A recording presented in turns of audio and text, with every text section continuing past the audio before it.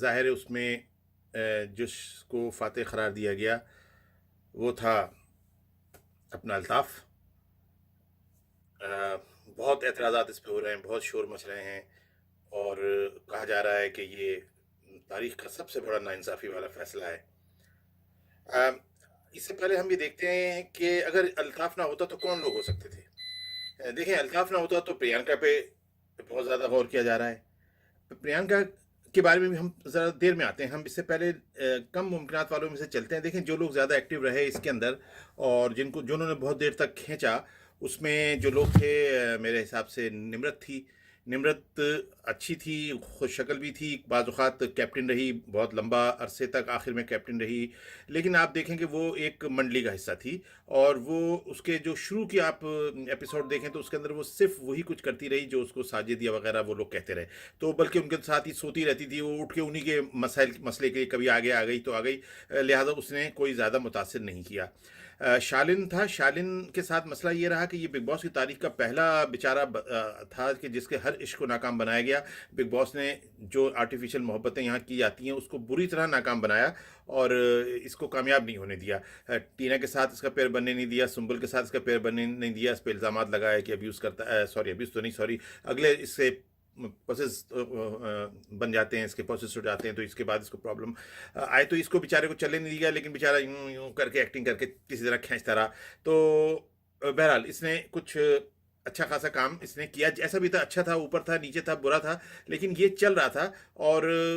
एक इसके ऊपर एक कैमरा रहता था तो लोग देखते थे कि अब ये क्या हरकतें करता है, चाहे वो पसंदीदा हरकतें नहीं होती थी। इसके बाद अपनी सुंबल थी, सुंबल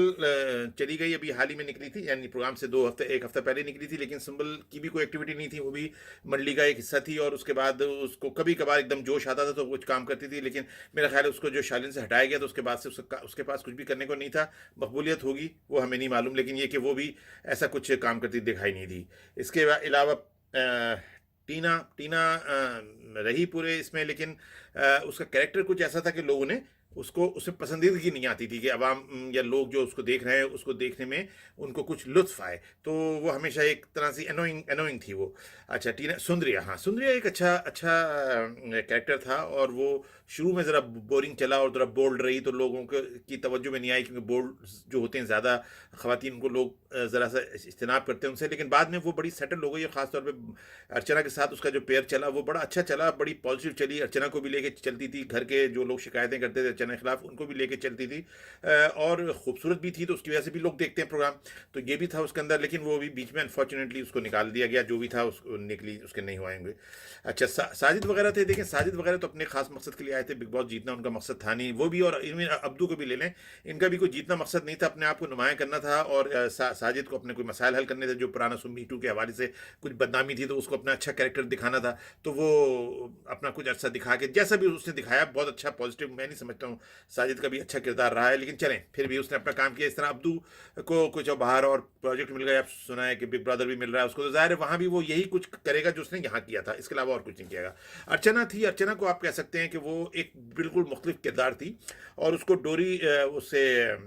डोली बांधे से मिलाया जाता है, हालांकि डोली बांधे तो सिवाय शोर करने की कुछ भी नहीं करती थी। अर्चना के अंदर अक्ल भी थी, जहानत भी थी, दूसरों की बुराइयां भी पकड़ती थी, उनको दुरुस्त करने की कोशिश भी करती थी, गलती करके माफ़ी भी मांगती थी, एक भरपूर कैरेक्टर थी जो दूसरों से मुख्तलिफ थी, इसीलिए कोई उसको अपने साथ नहीं लगाता था। उसको थोड़ा बहुत अगर हम किसी से मुमासलत खा दे सकते हैं तो इमाम सिद्दीकी जो आए थे काफ़ी पहले एक ज़माने में, तो इमाम सिद्दीकी से कुछ दे सकते हैं जो सेकंड आए थे वो लेकिन इमाम सिद्दीकी बीच में आए थे, वो शुरू से नहीं थे। अर्चना का ये काम है कि वो पहले दिन से आई थी और आखिर तक रही, और उसको जो बीच में निकाला भी गया तो उसके किसी, यानी एक उस फेल की वजह से निकाला गया जिसपे अक्सर बिग बॉस के अंदर लोगों को अपनी मर्जी से, बिग बॉस की मर्जी से निकाला जाता है, यानी बिग बॉस चाहे तो कोई किसी को घूसा भी मार दे तो नो प्रॉब्लम, और कोई किसी को उंगली भी लगा दे तो बिग बॉस निकाल देते, तो उस वजह से निकली थी और मुझे यकीन है कि उसकी जाते ये शो चलना नहीं था, उसको आखिरी तक अर्चना के बगैर ये बिग बॉस शो चलना नहीं था। अब आप समझ होंगे मैं बिग बॉस के जो फैसला है इसके हवाले से शायद अर्चना की हिमायत कर रहा हूँ, लेकिन इससे पहले प्रियंका भी है, तो प्रियंका भी एक शुरू से लेकर आखिर तक चली, उसके साथ शुरू में उसका एक पार्टनर था, वो उसके सहारे चलती रही या वो उसके सहारे चलता रहा, लेकिन जाहिर है कि जब भी दो आदमी मिलकर चलते हैं वो कभी भी पसंदीदा नहीं होते हैं। लेकिन उसके बाद जाने के बाद उसने कुछ अच्छा काम करती रही, घर के मामलों में इन्वॉल्व रही, अर्चना के साथ पेयर बना, फिर दूसरे लोगों के पेयर से मुराद उसके साथ मिलकर चलती रही, और बाकी दूसरे लोग भी उसको अपना सख्त हरीफ समझते थे, और फिर अपनी ड्रेसिंग में, अपनी बातों में, अपनी आवाज़ों में जो भी था उसका स्टाइल था वो एक पसंदीदा था, तो वो भी एक भरपूर उम्मीदवार थी। हाँ, शिव। अब शिव तो था क्योंकि बिग बॉस मराठी जीत के आया हुआ था, एक लड़का एनर्जेटिक था, ताकत दिखती थी कि वो जीत सकता है, उसके अंदर एक जज्बा था, वो सब कुछ सही है। लेकिन उसने भी अपना 70% टाइम जो है वो मंडली के अंदर गुजार दिया। और वो देखें, बिग बॉस को जिसको जीतना चाहिए, हम जिसको तस्वर करते हैं जो जीते, कोई भी जीते, कि वो पूरे बिग बॉस के अंदर उसका एक कैरेक्टर हो, उसका कैरेक्टर नुमाया हो, उसने अच्छे काम किए हों, वो उतना बुरा ना हो जितने सब हैं, उतना झूठ ना बोलता हो जितने सब झूठ बोलते हैं, और उतना फ्रॉडी ना हो जितने दूसरे हैं, और वो उसूलों का पास करता हो, उसका अपने को रूल हो। जिसकी मिसाल मैं आपको एक गौहर खां की देता हूँ। जैसे गौहर जब जीती थी, आप वो एक आइडियल है, अब तक जितने बिग बॉस भी हुए हैं उसमें किसी जीतने वाले की कोई मिसाल दी जा सकती है जो परफेक्ट विनर था, तो वो गौहर थी। उसके बाद जितने भी विनर हुए वो सब कहीं ना कहीं तनाजे का शिकार है। अब हम हर एक की क्या कहानी करें, अगर पिछली दफाई का ही आप देख लें, जिसमें करण तेजस्वी थी शायद उसका नाम, जो जीती, और रियाज थे, उमर रियाज को भी बिग बॉस ने मर्जी से निकाल दिया, जो सलमान खान को शायद वो पसंद नहीं था। तो उसके बाद वो जो कामयाबी भी किसी को तेजस्वी की समझ में नहीं, हजम नहीं हुई। उससे पहले रूबीना ढोलक थी, वो भी बिल्कुल, यानी उन्होंने कुछ किया ही नहीं था सिवाय अपने मियाँ के साथ वो सेब काट काटे खाती नहीं, लेकिन बस उनको जिताना था, जिता दिया। तो इस तरह गलत फैसले होते रहे। लेकिन आज जो फैसला हुआ है, आज जो फैसला हुआ है अल्ताफ के हक में, वो फैसला कबूल नहीं किया जा सकता, बिल्कुल क्लियर है। और ये बिग बॉस की तारीख का सबसे बदतरीन फैसला है। और अगर बिग बॉस ये कहता है कि ये वोटों के ऊपर हुआ है, तो देखें, पहली बात तो अगर ये वोटों के ऊपर हुआ है तो बिग बॉस को चाहिए कि ऑडिट कराए और बताए किसको कितने वोट कब कब मिले थे, ताकि ये चीज क्लियर हो कि ये वोटों पे बिग बॉस का फैसला होता है, और वो बिग बॉस के वोट जो है वो ऑथेंटिक हैं, और जो आते हैं तो सब पता चलना चाहिए सबको। ये नहीं कि बिग बॉस ने जब चाहा जो कह दिया। अब जहां तक इनके रोल का, इन्होंने जो 1 3 4 महीने गुजारे हैं अल्ताफ साहब ने, आप देखें देखें बिग बॉस के विनर का कोई, जैसे मैंने पहले कहा, गौर खान की तरह कोई किरदार होना चाहिए। ये किसी मामले में थे ही नहीं, ये बिग बॉस खेलना नहीं चाहते थे, ये कहाँ फंस गए, ये सबसे पीछे रहते थे, ना ये सुबह उठ के उनका गाना गाते थे, ना ये सुबह, ना ये किसी के साथ बहस करते थे, ना उलझते थे। एक आध दफा उलझे तो गाली वाली धान से गाली बक दी, फिर बाद में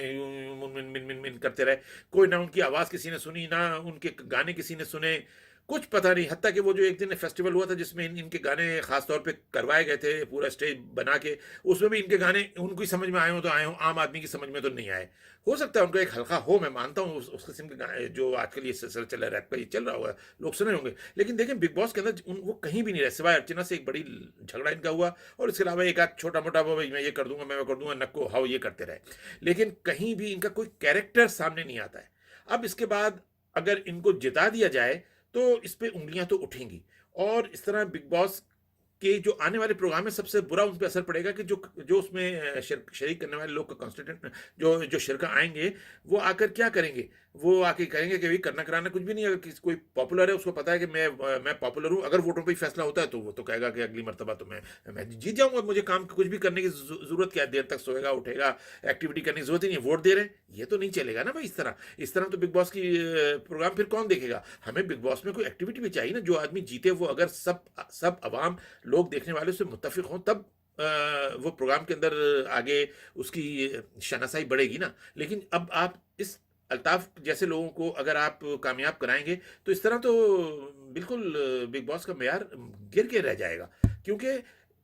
जब हम किसी के बारे में बयान करें ये बिग बॉस का विनर है, तो उसकी कुछ कैरेक्टरिस्टिक होनी चाहिए।